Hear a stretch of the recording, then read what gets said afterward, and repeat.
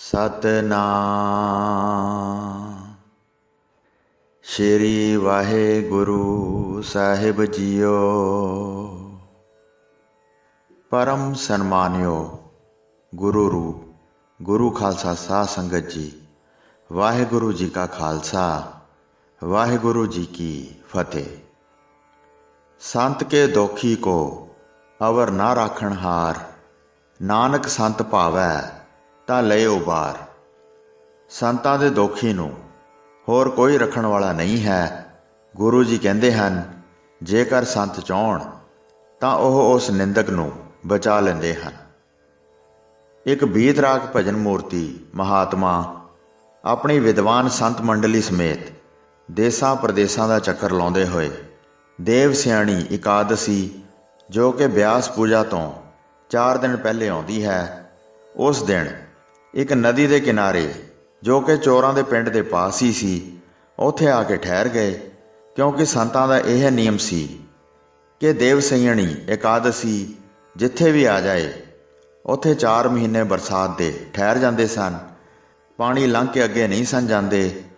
ਜਿਸ ਵੇਲੇ ਪਾਸ ਦੇ ਰਹਿਣ ਵਾਲੇ ਪਿੰਡ ਦੇ ਚੋਰਾਂ ਨੇ ਸੁਣਿਆ ਕਿ ਸਾਡੇ ਪਾਸ ਹੀ ਨਦੀ ਦੇ ਕਿਨਾਰੇ ਸੰਤ ਮੰਡਲੀ ਉਤਰੀ ਹੈ, ਤਾਂ ਕੁਝ ਆਦਮੀਆਂ ਨੇ ਰਲ ਕੇ ਸਾਰਾ ਪਿੰਡ ਇਕੱਠਾ ਕਰਕੇ ਸਾਰਿਆਂ ਤੋਂ ਪ੍ਰਣ ਕਰਵਾਇਆ ਕਿ ਸੰਤਾਂ ਪਾਸ ਕੋਈ ਵੀ ਨਾ ਜਾਵੇ। ਜੇ ਕੋਈ ਗਿਆ ਤਾਂ ਉਸ ਨੂੰ 20 ਰੁਪਏ ਜੁਰਮਾਨਾ ਹੋਵੇਗਾ। ਕਿਉਂਕਿ ਸਾਡੇ ਵਿੱਚੋਂ ਜੇ ਕੋਈ ਗਿਆ ਤਾਂ ਸੰਤਾਂ ਨੇ ਉਸ ਨੂੰ ਚੋਰੀ ਯਾਰੀ ਵੱਲੋਂ ਰੋਕਣਾ ਹੈ, ਇਸ ਵਾਸਤੇ ਬਿਲਕੁਲ ਨਹੀਂ ਜਾਣਾ। ਉਹਨਾਂ ਵਿੱਚੋਂ ਤਾਂ ਕੋਈ ਨਾ ਗਿਆ, ਪਰ ਹੋਰ ਆਸ-ਪਾਸ ਦੇ ਜੋ ਪਿੰਡ ਸਨ, ਉੱਥੇ ਦੇ ਲੋਕ ਆ ਕੇ ਬੜੇ ਪ੍ਰੇਮ ਨਾਲ ਸੇਵਾ ਕਰ ਜਾਇਆ ਕਰਨ। ਨਿਤ ਹੀ ਖੀਰ, ਪੂੜੀਆਂ, ਕੜਾਹ, ਪੁਲਾਹ ਆਦਿਕਾਂ ਦੇ ਭੰਡਾਰੇ ਹੁੰਦੇ ਰਹਿਣ।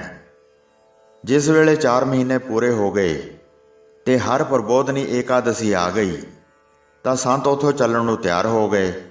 ਡਾਕੂਆਂ ਨੂੰ ਪਤਾ ਲੱਗਾ ਕਿ ਕੱਲ੍ਹ ਸੰਤਾਂ ਨੇ ਚਲੇ ਜਾਣਾ ਹੈ, ਤਾਂ ਉਹਨਾਂ ਨੇ ਵਿਚਾਰਿਆ ਕਿ ਆਸ-ਪਾਸ ਪਿੰਡਾਂ ਦੇ ਲੋਕ ਸਾਡੀ ਨਿੰਦਿਆ ਕਰਦੇ ਹਨ ਕਿ ਇਸ ਪਿੰਡ ਦੇ ਲੋਕ ਬੜੇ ਮੰਦਭਾਗੀ ਹਨ, ਜੋ ਇਹਨਾਂ ਨੇ ਬਿਲਕੁਲ ਸੇਵਾ ਨਹੀਂ ਕੀਤੀ।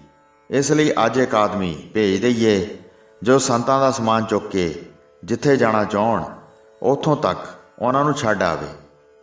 ਇਹ ਵਿਚਾਰ ਕੇ ਜੋ ਸਾਰਿਆਂ ਡਾਕੂਆਂ ਦਾ ਸਰਦਾਰ ਸੀ, ਉਸ ਨੂੰ ਕਿਹਾ ਕਿ ਤੂੰ ਸੰਤਾਂ ਦਾ ਸਮਾਨ ਚੁੱਕ ਕੇ ਸੰਤ ਜਿੱਥੇ ਜਾਣਾ ਚਾਹੁਣ ਉੱਥੋਂ ਤੱਕ ਜਾ ਕੇ ਛੱਡ ਆ।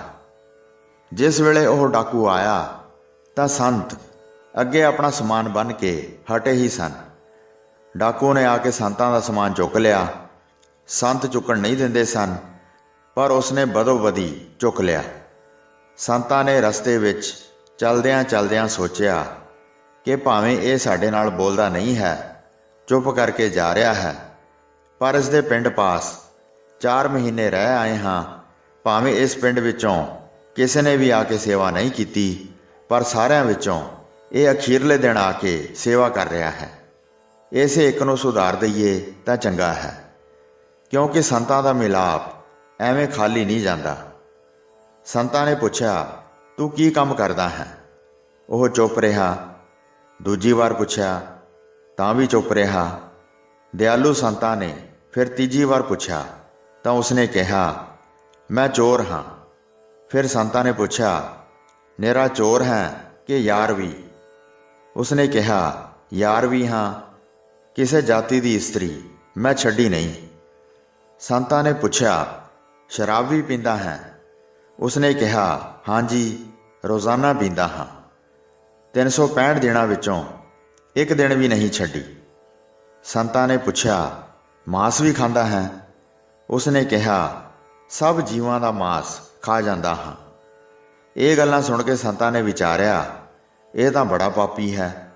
ਪਾਪੀਆਂ ਤੇ ਨਿੰਦਕਾਂ ਨੂੰ ਸੁਧਾਰਨਾ ਸਾਡਾ ਹੀ ਕੰਮ ਹੈ।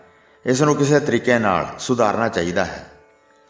ਸੰਤਾਂ ਨੇ ਕਿਹਾ, ਜੇਕਰ ਤੂੰ ਸਾਡੀ ਗੱਲ ਮੰਨਣੀ ਹੋਵੇ ਤਾਂ ਸਾਡਾ ਸਮਾਨ ਚੁੱਕ, ਨਹੀਂ ਤਾਂ ਇੱਥੇ ਹੀ ਰੱਖ ਦੇ। ਡਾਕੂ ਨੇ ਕਿਹਾ, ਜੇਕਰ ਆਪ ਮੈਨੂੰ ਚੋਰੀ ਯਾਰੀ ਤੋਂ ਛੁਡਾਓਗੇ, ਉਹ ਤਾਂ ਮੈਂ ਨਹੀਂ ਛੱਡ ਸਕਾਂਗਾ। ਸੰਤਾਂ ਨੇ ਕਿਹਾ, ਬਿਲਕੁਲ ਨਹੀਂ ਛੁਡਾਵਾਂਗੇ, ਥੋੜ੍ਹੀ ਥੋੜ੍ਹੀ ਛੁਡਾਵਾਂਗੇ। ਜੇ ਤੂੰ ਸਾਡੀਆਂ 4 ਗੱਲਾਂ ਮੰਨ ਲਵੇਂਗਾ ਤਾਂ ਸਾਰੀ ਉਮਰ ਸੁਖੀ ਹੋ ਜਾਏਗਾ। ਉਸਨੇ ਕਿਹਾ, ਆਪ ਜੀ ਹੁਕਮ ਕਰੋ, ਮੈਂ ਮੰਨ ਲਵਾਂਗਾ। ਸੰਤਾਂ ਨੇ ਕਿਹਾ, ਬੇਸ਼ੱਕ ਚੋਰੀ ਕਰ, ਪਰ ਗਰੀਬ ਆਦਮੀ ਦੀ ਚੋਰੀ ਨਹੀਂ ਕਰਨੀ ਅਤੇ ਜਿਸ ਦਾ ਲੂਣ ਖਾਵੇਂ ਉਸ ਦੀ ਚੋਰੀ ਨਹੀਂ ਕਰਨੀ। ਚੋਰ ਨੇ ਕਿਹਾ, ਸਤ ਬਚਨ। ਇਹ ਸੁਭਾਅ ਤਾਂ ਮੇਰਾ ਪਹਿਲੋਂ ਹੀ ਇਹੋ ਜਿਹਾ ਹੈ, ਪਰ ਅੱਗੋਂ ਲਈ ਪੱਕਾ ਹੋ ਗਿਆ। ਸੰਤਾਂ ਨੇ ਕਿਹਾ, ਯਾਰੀ ਬੇਸ਼ੱਕ ਕਰੋ, ਪਰ ਸ਼ਾਸਤਰ ਮਰਿਆਦਾ ਅਨੁਸਾਰ 5 ਮਾਵਾਂ ਪਾਸ ਨਹੀਂ ਜਾਣਾ।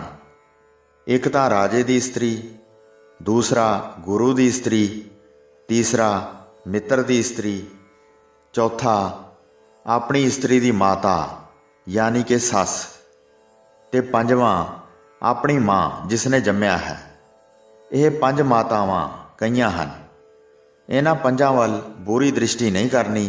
1000 ਵਾਰ ਕੋਈ ਕਹੇ ਤਾਂ ਵੀ ਨਹੀਂ ਮੰਨਣਾ। ਚੋਰ ਨੇ ਕਿਹਾ, ਸਤ ਬਚਨ ਜੀ, ਮੈਂ ਇਸ ਬਚਨ ਦੀ ਪਾਲਣਾ ਜ਼ਰੂਰ ਕਰਾਂਗਾ। ਤੀਜੀ ਗੱਲ ਸੰਤਾਂ ਨੇ ਕਹੀ, ਸ਼ਰਾਬ ਬੇਸ਼ੱਕ ਪੀਓ, ਪਰ ਇਕਾਦਸ਼ੀ, ਅਮਾਵਸ, ਪੂਰਨਮਾਸ਼ੀ ਆਦਿ ਚੰਗਿਆਂ ਦਿਨਾਂ ਵਿੱਚ ਨਹੀਂ ਪੀਣੀ। ਇਹ ਵੀ ਉਸਨੇ ਮੰਨ ਲਿਆ। ਚੌਥੀ ਗੱਲ ਸੰਤਾਂ ਨੇ ਕਹੀ, ਇੱਕ ਜੀਵ ਦਾ ਮਾਸ ਤੂੰ ਆਪ ਹੀ ਨਫ਼ਰਤ ਕਰਕੇ ਛੱਡ ਦੇ।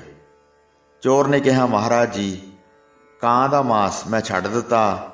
ਸੰਤਾਂ ਨੇ ਕਿਹਾ, ਜੋ ਸਾਡੇ ਸਾਹਮਣੇ ਤੂੰ ਪ੍ਰਣ ਕੀਤਾ ਹੈ, ਇਸ ਨੂੰ ਜ਼ਿੰਦਗੀ ਭਰ ਨਿਭਾਈ, ਕਦੇ ਭੁਲਾਈ ਨਾ।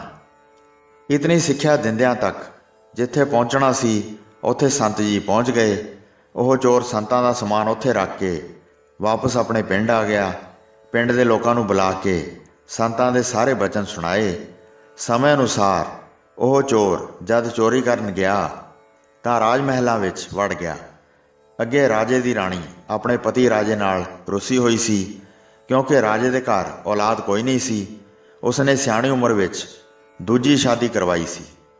ਰਾਜਾ ਬੁਢੇਪੇ ਵਿੱਚ ਸੀ, ਰਾਣੀ ਭਰ ਜਵਾਨੀ ਵਾਲੀ ਸੀ।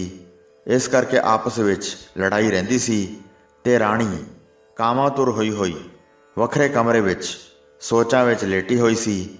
ਜਿਸ ਵੇਲੇ ਚੋਰ ਚੋਰੀ ਕਰਨ ਆਇਆ ਤਾਂ ਅਚਾਨਕ ਉਹ ਪਹਿਲੇ ਰਾਣੀ ਵਾਲੇ ਕਮਰੇ ਵਿੱਚ ਹੀ ਵੜਿਆ। ਖੜਾਕ ਹੋਣ ਨਾਲ ਰਾਣੀ ਉੱਠ ਪਈ। ਦੂਜੇ ਕਮਰੇ ਵਿੱਚੋਂ ਰਾਜਾ ਵੀ ਉੱਠ ਪਿਆ। ਰਾਣੀ ਨੇ ਚੋਰ ਨੂੰ ਕਿਹਾ, ਤੂੰ ਮੇਰਾ ਪਤੀ ਹੈ, ਤੂੰ ਮੇਰੇ ਪਾਸ ਰਹੋ ਜਾਂ ਮੈਨੂੰ ਨਾਲ ਲੈ ਚੱਲ। ਮੈਂ ਤੈਨੂੰ ਕਰੋੜਾਂ ਰੁਪਈਆ ਨਗਦ ਤੇ ਹੀਰੇ ਜਵਾਹਰਾਤ ਦਿਆਂਗੀ। ਪਰ ਚੋਰ ਨਾ ਮੰਨਿਆ। ਚੋਰ ਨੇ ਸੰਤਾਂ ਦਾ ਬਚਨ ਯਾਦ ਰੱਖਿਆ ਕਿ ਰਾਜੇ ਦੀ ਰਾਣੀ ਮਾਂ ਬਰਾਬਰ ਹੈ। ਰਾਣੀ ਨੇ ਬਹੁਤ ਵਾਰੀ ਕਿਹਾ ਕਿ ਤੂੰ ਮੇਰਾ ਪਤੀ ਹੈ, ਮੈਂ ਤੇਰੀ ਨੌਕਰਾਣੀ ਬਣ ਕੇ ਰਹੂੰਗੀ, ਪਰ ਚੋਰ ਨੇ ਉਸ ਨੂੰ ਮਾਂ ਹੀ ਕਿਹਾ। ਰਾਜਾ ਲੁਕ ਲੁਕ ਕੇ ਇਸ ਗੱਲ ਨੂੰ ਵੇਖਦਾ ਰਿਹਾ ਅਤੇ ਸੁਣਦਾ ਵੀ ਰਿਹਾ, ਪਰ ਕਿਹਾ ਕੁਝ ਨਾ। ਫਿਰ ਚੋਰ ਨੇ ਇੱਕ ਅਲਮਾਰੀ ਵਿੱਚੋਂ ਹੀਰੇ, ਮੋਤੀ, ਜਵਾਹਰਾਤ ਤੇ ਸੋਨੇ ਦੇ ਗਹਿਣੇ ਆਦਿ ਚੁੱਕ ਕੇ ਇੱਕ ਗੰਢ ਬੰਨ੍ਹ ਲਈ। ਰੋਟੀ ਨਾ ਖਾਣ ਕਰਕੇ ਉਸ ਨੂੰ ਭੁੱਖ ਬੜੀ ਲੱਗੀ ਹੋਈ ਸੀ। ਖਾਣ ਦੀਆਂ ਬਹੁਤ ਚੀਜ਼ਾਂ ਵੇਖੀਆਂ, ਆਪਣੇ ਵੱਲੋਂ ਤਾਂ ਬਚਾ ਕੇ ਖਾਧੀਆਂ, ਪਰ ਲੂਣ ਵਾਲੀ ਚੀਜ਼ ਵੀ ਖਾਧੀ ਗਈ, ਜਿਸ ਕਰਕੇ ਸੰਤਾਂ ਦੇ ਬਚਨ ਯਾਦ ਆ ਗਏ ਕਿ ਲੂਣ ਖਾ ਕੇ ਚੋਰੀ ਨਹੀਂ ਕਰਨੀ। ਉਸ ਵੇਲੇ ਚੋਰੀ ਦਾ ਸਾਰਾ ਸਮਾਨ ਉੱਥੇ ਹੀ ਛੱਡ ਕੇ ਬਾਹਰ ਨਿਕਲ ਗਿਆ। ਸਵੇਰੇ ਉੱਠਦਿਆਂ ਸਾਰ ਰਾਜੇ ਨੇ ਵੇਖਿਆ ਮੇਰਾ ਕੋਈ ਨੁਕਸਾਨ ਨਹੀਂ ਹੋਇਆ। ਚੋਰ ਦੇ ਧਰਮ ਨੂੰ ਵੇਖ ਕੇ ਰਾਜਾ ਬੜਾ ਖੁਸ਼ ਹੋਇਆ ਤੇ ਸ਼ਹਿਰ ਵਿੱਚ ਢੰਡੋਰਾ ਫਰਾ ਦਿੱਤਾ ਕਿ ਜਿਹੜਾ ਚੋਰ ਰਾਤ ਨੂੰ ਰਾਜ ਮਹਿਲਾਂ ਵਿੱਚ ਆਇਆ ਸੀ ਉਹ ਮੇਰੇ ਪਾਸ ਆਵੇ, ਮੈਂ ਉਸ ਨੂੰ ਇਨਾਮ ਦੇਣਾ ਚਾਹੁੰਦਾ ਹਾਂ। ਉਹ ਚੋਰ ਢੰਡੋਰਾ ਸੁਣ ਕੇ ਰਾਜੇ ਦੇ ਸਾਹਮਣੇ ਆ ਪਹੁੰਚਿਆ। ਰਾਜੇ ਨੇ ਕਿਹਾ, ਜੇ ਤੂੰ ਚੋਰੀ ਕੀਤੀ ਹੈ ਫਿਰ ਤੂੰ ਮਾਲ ਚੁੱਕ ਕੇ ਕਿਉਂ ਨਹੀਂ ਲੈ ਕੇ ਗਿਆ? ਚੋਰ ਨੇ ਕਿਹਾ, ਸੰਤਾਂ ਦਾ ਬਚਨ ਹੈ, ਜਿਸ ਦਾ ਲੂਣ ਖਾਵੇਂ ਉਸ ਦੀ ਚੋਰੀ ਨਹੀਂ ਕਰਨੀ। ਮੈਂ ਰਾਤ ਨੂੰ ਚੋਰੀ ਕਰਕੇ ਭੁੱਖ ਦੇ ਕਾਰਨ ਕੁਝ ਮਠਿਆਈ ਖਾਧੀ, ਪਰ ਨਾਲ ਲੂਣ ਖਾਧਾ ਗਿਆ, ਇਸ ਲਈ ਸਾਰਾ ਸਮਾਨ ਛੱਡ ਕੇ ਚਲਾ ਗਿਆ। ਫਿਰ ਰਾਜੇ ਨੇ ਕਿਹਾ, ਰਾਣੀ ਤੈਨੂੰ ਪਤੀ ਬਣਾ ਰਹੀ ਸੀ, ਉਸ ਦਾ ਪਤੀ ਕਿਉਂ ਨਾ ਬਣਿਆ? ਚੋਰ ਨੇ ਕਿਹਾ, ਸੰਤਾਂ ਦਾ ਬਚਨ ਸੀ ਕਿ ਰਾਜੇ ਦੀ ਰਾਣੀ ਮਾਂ ਬਰਾਬਰ ਹੁੰਦੀ ਹੈ, ਇਸ ਕਰਕੇ ਮੈਂ ਉਸ ਨੂੰ ਮਾਂ ਹੀ ਸਮਝਦਾ ਰਿਹਾ ਹਾਂ। ਇਹ ਗੱਲਾਂ ਸੁਣ ਕੇ ਰਾਜਾ ਬੜਾ ਖੁਸ਼ ਹੋਇਆ ਤੇ ਕਹਿਣ ਲੱਗਾ, ਅਜਿਹਾ ਧਰਮਾਤਮਾ ਮਨੁੱਖ ਮਿਲਣਾ ਬਹੁਤ ਹੀ ਮੁਸ਼ਕਲ ਹੈ। ਇਸ ਨੂੰ ਮੈਂ ਆਪਣਾ ਧਰਮ ਪੁੱਤਰ ਬਣਾ ਕੇ ਰਾਜਗੱਦੀ ਤੇ ਬਿਠਾ ਦਿਆਂ ਤਾਂ ਹੀ ਚੰਗਾ ਹੈ। ਉਸੇ ਵੇਲੇ ਰਾਜੇ ਨੇ ਸਭਾ ਲਗਾਈ ਤੇ ਮੰਤਰੀਆਂ ਨੂੰ ਬੁਲਵਾ ਕੇ ਉਸ ਦੀਆਂ ਨੇਕ ਗੱਲਾਂ ਸੁਣਾਈਆਂ। ਸਾਰਿਆਂ ਵਿੱਚ ਹੀ ਉਸ ਨੂੰ ਧਰਮ ਪੁੱਤਰ ਬਣਾ ਕੇ ਤਿਲਕ ਦੇ ਕੇ ਰਾਜਗੱਦੀ ਉੱਤੇ ਬਿਠਾ ਦਿੱਤਾ। ਰਾਜੇ ਦੇ ਵਜ਼ੀਰ ਵੀ ਧਰਮਾਤਮਾ ਸਨ। ਦੋਹਾਂ ਦੇ ਸਦਾਚਾਰ ਕਰਕੇ ਸਾਰੀ ਪ੍ਰਜਾ ਵੀ ਸ੍ਰੇਸ਼ਟ ਕਰਤੱਵਾਂ ਦੇ ਕਰਨ ਵਾਲੀ ਹੋ ਗਈ। ਉਹ ਚੋਰ, ਮਾਸ, ਸ਼ਰਾਬ ਆਦਿਕ ਸਭ ਕੁਝ ਛੱਡ ਕੇ ਹਮੇਸ਼ਾ ਲਈ ਸਦਾਚਾਰੀ ਹੋ ਗਿਆ। ਰਾਜੇ ਰਾਣੀ ਦਾ ਵੀ ਆਪਸ ਵਿੱਚ ਮੇਲ ਕਰਵਾ ਦਿੱਤਾ ਤੇ ਮਾਤਾ ਪਿਤਾ ਸਮਝ ਕੇ ਉਹਨਾਂ ਦੀ ਸੇਵਾ ਵਿੱਚ ਜੁੜ ਗਿਆ ਤੇ ਪਿੰਡ ਦੇ ਸਾਰਿਆਂ ਚੋਰਾਂ ਨੂੰ ਆਪਣੇ ਪਾਸ ਨੌਕਰ ਰੱਖ ਕੇ ਉਹਨਾਂ ਦਾ ਜੀਵਨ ਵੀ ਸੁਧਾਰ ਦਿੱਤਾ। ਸੰਤਾਂ ਦੀਆਂ ਮੰਡਲੀਆਂ ਬੁਲਾ ਕੇ ਸਤਸੰਗ ਕਰਵਾ ਕੇ ਸਾਰਾ ਸ਼ਹਿਰ ਵੀ ਸੁਧਾਰ ਲਿਆ। ਇੱਕ ਵਾਰ ਉਹ ਡਾਕੂ ਰਾਜਾ ਆਪ ਬਿਮਾਰ ਹੋ ਗਿਆ। ਹਕੀਮਾਂ ਨੇ ਉਸ ਨੂੰ ਕਾਂ ਦਾ ਮਾਸ ਖਾਣ ਲਈ ਕਿਹਾ, ਪਰ ਉਹ ਨਾ ਮੰਨਿਆ। ਜਿਨ੍ਹਾਂ ਸੰਤਾਂ ਨੇ ਇਸ ਨੂੰ ਉਪਦੇਸ਼ ਦਿੱਤਾ ਸੀ, ਉਹੀ ਸੰਤ ਫਿਰਦੇ ਫਿਰਦੇ ਜਿੱਥੇ ਚੁਮਾਸਾ ਕੱਟਿਆ ਸੀ ਉੱਥੇ ਜਾ ਪਹੁੰਚੇ। ਜਿਸ ਵੇਲੇ ਚੋਰਾਂ ਦਾ ਪਿੰਡ ਜਾ ਕੇ ਵੇਖਿਆ ਤਾਂ ਸਾਰਿਆਂ ਨੂੰ ਧਰਮਾਤਮਾ ਵੇਖ ਕੇ ਖੁਸ਼ ਹੋ ਗਏ। ਪਤਾ ਲੱਗਾ ਕਿ ਇਹ ਤਾਂ ਸਾਰੇ ਰਾਜੇ ਦੇ ਨੌਕਰ ਹੋ ਗਏ ਹਨ। ਜਿਹੜਾ ਚੋਰਾਂ ਦਾ ਬੜਾ ਸਰਦਾਰ ਸੀ ਉਹ ਰਾਜਾ ਬਣ ਗਿਆ ਹੈ, ਪਰ ਇਸ ਵੇਲੇ ਉਹ ਬਿਮਾਰ ਹੈ। ਉੱਥੇ ਚੱਲ ਕੇ ਫਿਰ ਸੰਤ ਜੀ ਉਸ ਦੇ ਪਾਸ ਆਏ ਤੇ ਪੁੱਛਦੇ ਹਨ ਕੀ ਹਾਲ ਹੈ। ਉਸਨੇ ਕਿਹਾ, ਬਿਮਾਰੀ ਦੀ ਵਜ੍ਹਾ ਕਰਕੇ ਹਕੀਮ ਕਾਂ ਦਾ ਮਾਸ ਖਾਣ ਲਈ ਕਹਿੰਦੇ ਹਨ, ਪਰ ਤੁਹਾਡੇ ਬਚਨਾਂ ਅਨੁਸਾਰ ਮੈਂ ਨਹੀਂ ਖਾਧਾ। ਤੁਸੀਂ ਮਿਹਰ ਦੀ ਦ੍ਰਿਸ਼ਟੀ ਕਰੋ ਜਿਸ ਤੇ ਰੋਗ ਹਟ ਜਾਏ। ਸੰਤਾਂ ਨੇ ਉਸੇ ਵੇਲੇ ਆਪਣੇ ਪਾਸੋਂ ਦਵਾਈ ਦੇ ਕੇ ਕਿਰਪਾ ਦ੍ਰਿਸ਼ਟੀ ਕਰਕੇ ਉਸ ਨੂੰ ਅਰੋਗ ਕਰ ਦਿੱਤਾ। ਇਸੇ ਤੇ ਹੀ ਗੁਰੂ ਜੀ ਨੇ ਕਿਹਾ ਹੈ, ਕਿਰਪਾਲੂ ਸੰਤ ਕਿਰਪਾ ਕਰਨ ਤਾਂ ਸੰਤਾਂ ਦੇ ਸੰਗ ਕਰਕੇ ਚੋਰ, ਡਾਕੂ, ਪਾਪੀ, ਨਿੰਦਕ ਵੀ ਤਰ ਜਾਂਦੇ ਹਨ। ਹੋਈਆਂ ਭੁੱਲਾਂ ਚੁੱਕਾਂ ਦੀ ਖਿਮਾ ਬਖਸ਼ਣੀ ਜੀ। ਵਾਹਿਗੁਰੂ ਜੀ ਕਾ ਖਾਲਸਾ, ਵਾਹਿਗੁਰੂ ਜੀ ਕੀ ਫਤਿਹ।